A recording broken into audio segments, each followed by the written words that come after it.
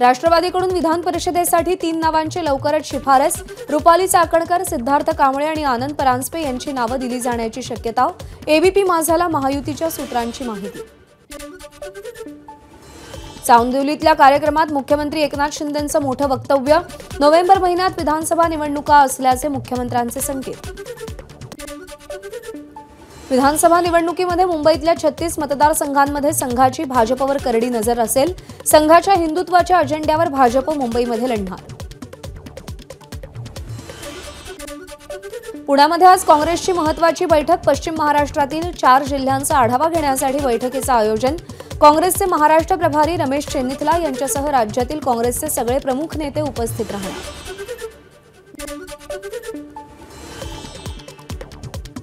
शिवरायांच्या सुरतेवर स्वारी करण्याचा उद्देश वेगळा होता। इतिहास तज्ञांनाही ते माहिती आहे, त्यांनी ते सिद्ध केलंय। त्यामुळे शिवरायांचा खोटा इतिहास जनतेसमोर मांडू नका। नाव न घेता पवारांचा फडणवीसांना टोला।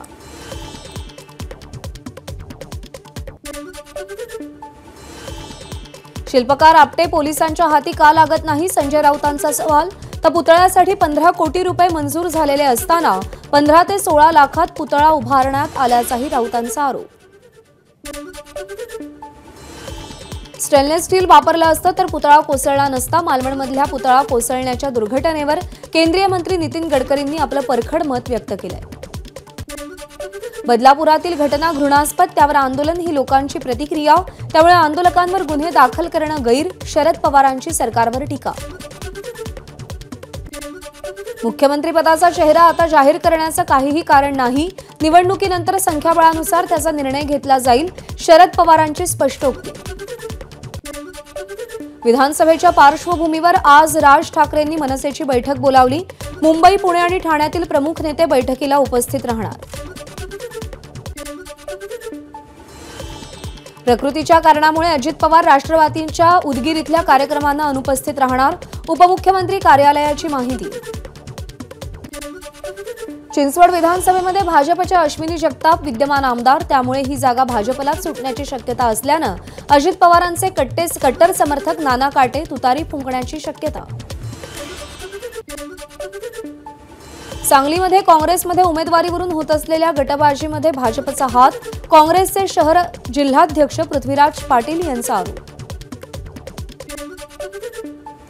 वादग्रस्त परिवहन अधिकारी विजय चव्हाण यांची पुन्हा नागपूर ग्रामीणला बदली।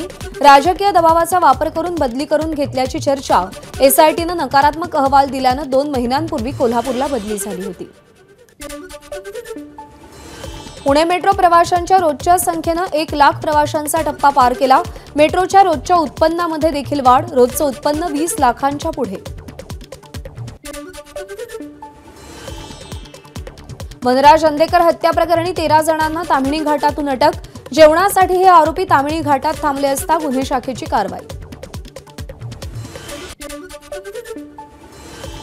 राज्यस्तरीय समिती स्थापन करून विद्यार्थ्यांच्या सुरक्षेबाबतचा अहवाल सादर करा, हायकोर्टाचे निर्देश।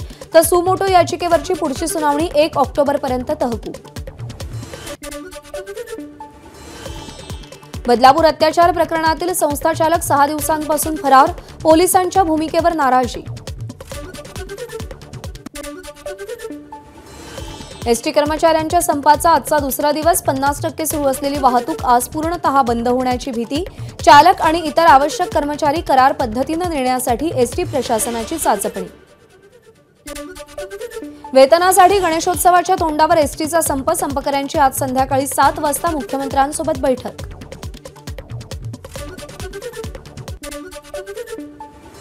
काल दिवसभरात राज्यभरातील एसटीच्या 251 पैकी 63 आगार पूर्णतः बंद। 73 आगारांमध्ये अंशतः वाहतूक सुरू, तर 115 आगारांमध्ये पूर्णतः वाहतूक सुरळीत असल्याची माहिती। मुख्यमंत्र्यांसह आज एसटी कामगार संघटनांची बैठक। सह्याद्रीवरील बैठकीसाठी सर्व एसटी कर्मचारी संघटनांना निमंत्रण। आमदार गोपीचंद पडळकरांच्या संघटनेलाही चर्चेसाठी निमंत्रण। सदावर्तेंच्या संघटनेसोबतही सरकार चर्चा करणार। संपाच्या पार्श्वभूमीवर एसटी महामंडळ ॲक्शन मोडवर। दीर्घ करार पद्धतीने चालक आणि कर्मचारी नेमण्यासाठी एसटी प्रशासनाकडून चाचपणी।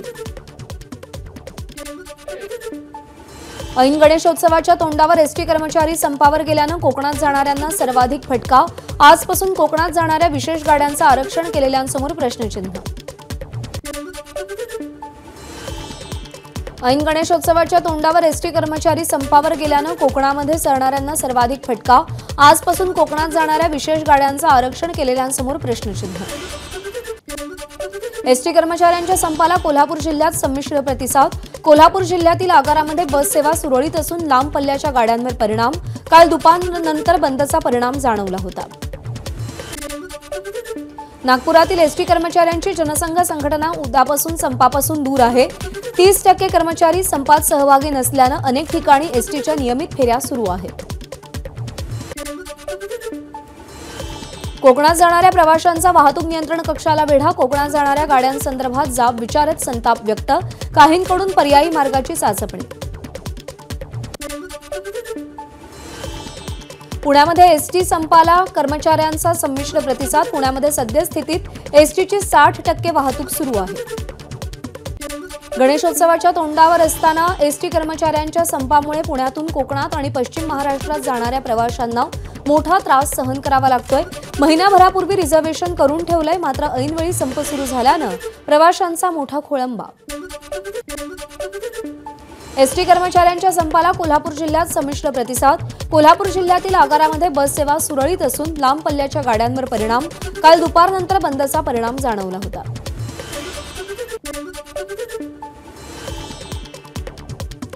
विसर्जनानंतर गणेश मूर्तीची छायाचित्र काढण्यास मुंबई पोलिसांकडून बंदी. या आदेशाचं उल्लंघन केल्यास संबंधितांवर कारवाई केली जाणार.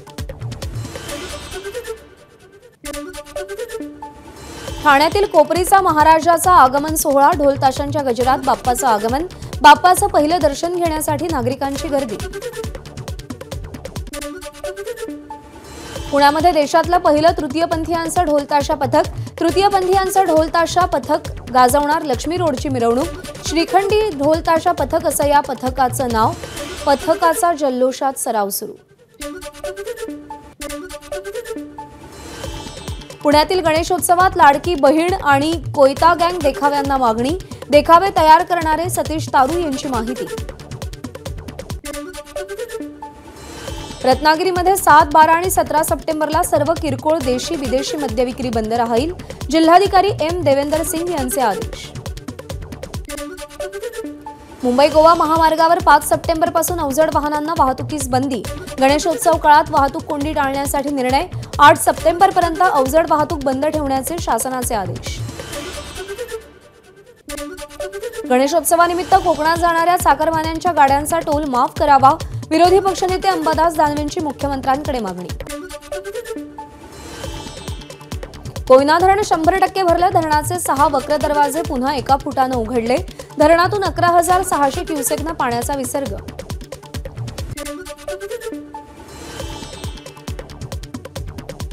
मागच्या 2 दिवसात झालेल्या पावसामुळे माजलगाव धरणाचा पाणीसाठा अधिकमध्ये. धरण सद्यस्थितीमध्ये 22% पाणीसाठ्यावर स्थिर.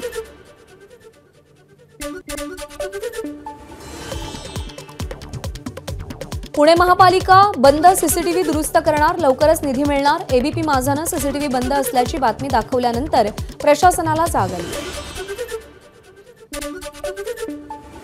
सोलापुरातल्या बार्शीमध्ये मनोज जरांगे पाटील यांना प्रश्न विचारणारे बॅनर झळकले. मराठा आंदोलक अण्णासाहेब शिंदे यांनी बॅनर लावले. 8 दिवसात या प्रश्नांची उत्तरं न दिल्यास मनोज जरांगे पाटलांच्या विरोधात उपोषणाला बसण्याचा इशारा.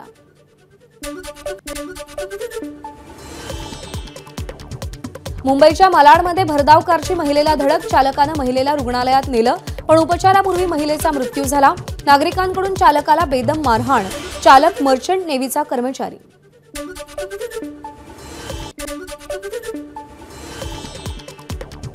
पुण्यातील गुलटेकडीमध्ये तरुणाची जामिनावर सुटलेल्या आरोपींनी हत्या केली. साहिल कांबळे, रोहन कांबळे, शिवशरण कांबळे अशी आरोपींची नावं.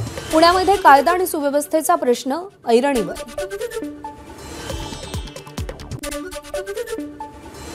नौदलाला आता निर्भय क्रूज मिसाईलची पॉवर. निर्भय क्रूज मिसाईल पाणबुडीवरून शत्रूवर थेट हल्ला चढवणार. निर्भय क्रूजमुळे नौदलाची ताकद वाढणार.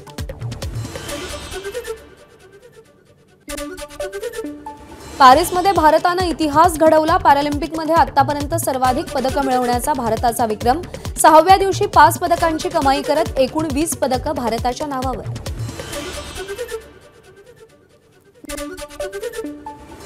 बांगलादेशची पाकिस्तानवर मात. कसोटी मालिका 2-0 जिंकत इतिहास घडवला. नजमुल हुसेन शांतोच्या नेतृत्वाखाली पाकिस्तानचा 6 विकेट्सनं धुव्वा. हरियाणाच्या विधानसभेसाठी आज भाजपच्या उमेदवारांची पहिली यादी येण्याची शक्यता. यादीमध्ये 30 ते 40 जणांची नावं असू शकतात. उद्या काँग्रेसची यादी येण्याची शक्यता.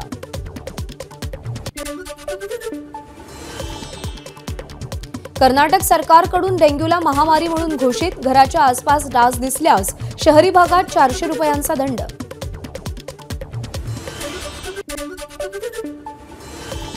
वर्ल्ड बँकेनं भारताच्या जीडीपीमध्ये 0.4% वाढ दर्शवली आहे.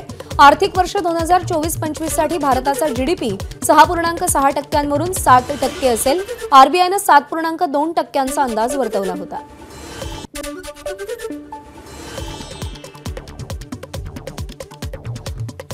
IC-814 द कंधार हायजॅकवरून झालेल्या वादामुळे नेटफ्लिक्सला उपरती. या वेबसिरीजमधील अपहरणकर्त्यांची नावं आणि कोड बदलण्याचा निर्णय घेतला. पत्रकार परिषदेत माहिती दिली. अभिनेत्री आलिया भट्ट लॉरियल पॅरिसची नवी ग्लोबल ब्रँड अँबॅसेडर. लॉरियल पॅरिसची सोशल मीडियावर माहिती.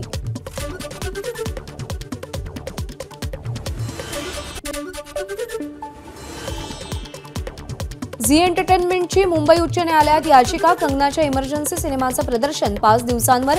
मात्र सेन्सॉर बोर्डाकडून सर्टिफिकेट नाही. चित्रपटातील काही दृश्यात धार्मिक भावना दुखावतील असं चित्रीकरण असल्यानं सिनेमा वादात. एबीपी माझा, उघडा डोळे बघा नीट.